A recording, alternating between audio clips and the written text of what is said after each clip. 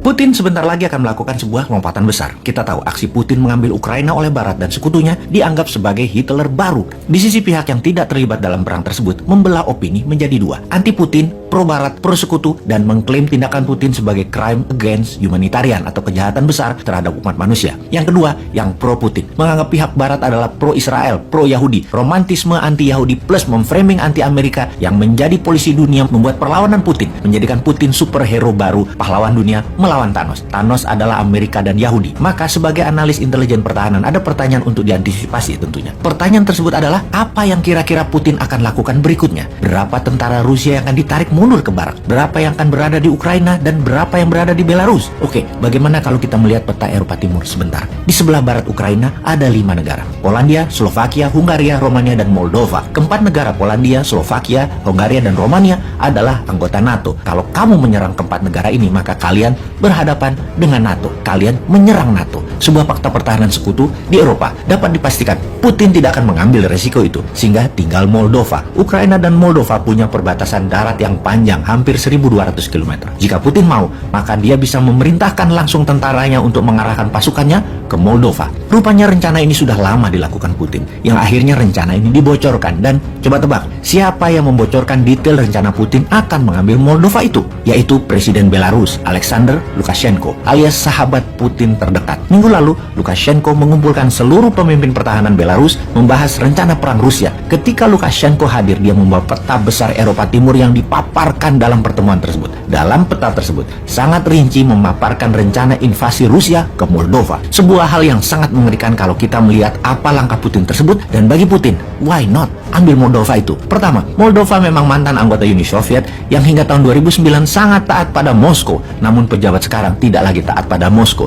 Ya, ambil aja sekalian mungkin ya. Kalau Putin mau mengembalikan kejayaan Uni Soviet atau Soviet Empire, maka Moldova sangat seksi. Yang kedua, mengambil Moldova adalah misi mudah. Mengapa kita mengatakan mudah? Karena Moldova bukan anggota NATO. Jadi, walaupun Rusia akan menyerang Moldova, NATO pasti tidak akan merespon, hanya koar-koar doang. Fakta kemudian, tentara Moldova tidak sekuat dan sebanyak Ukraina, hanya sekitar 6.000 tentara saja. Segitu top. Jadi, apa yang menarik lagi untuk mengambil Moldova? Apalagi kalau bukan Transnistria, wilayah Transnistria seperti wilayah Donbas di Ukraina Timur. Memang pro-Rusia. Rebel di Transnistria ada sekitar 10.000 tentara pro-Rusia dilatih Rusia dan ada 2.000 tentara Rusia dideploy di sana. Transnistria posisinya di antara Ukraina Moldova di perbatasan sepanjang 500 kilometeran. Hanya menggerakkan Transnistria, pemerintah Moldova sudah pasti ambiar. Pertanyaannya, akankah Putin memberikan perintah tersebut? Semua tergantung dari misi penyerangan di Ukraina. Berapa lama Kiev bisa bertahan lagi? Berapa macam insurgensi atau gerakan gerilya bawah tanah bermunculan di Ukraina? Efek perjuangan rakyat dan tentara Ukraina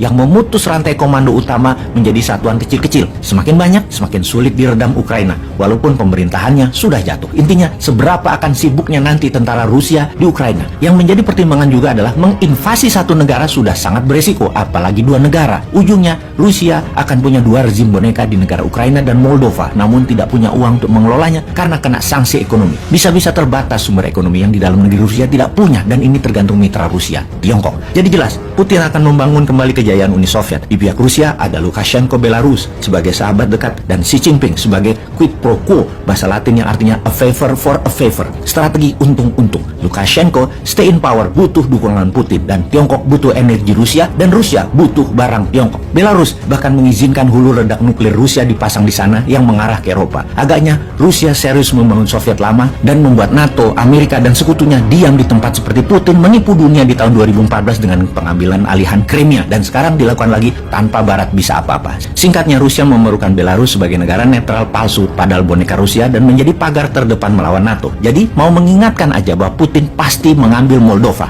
Kita страшнее ядерного оружия. Торрент-2, который мы новые закупили, называют точки. Они, наверное, не секретные для натовцев, они все видят. Мы поставим С-400, который будет находиться чуть западнее. Тысячи раненых прибыли в бой.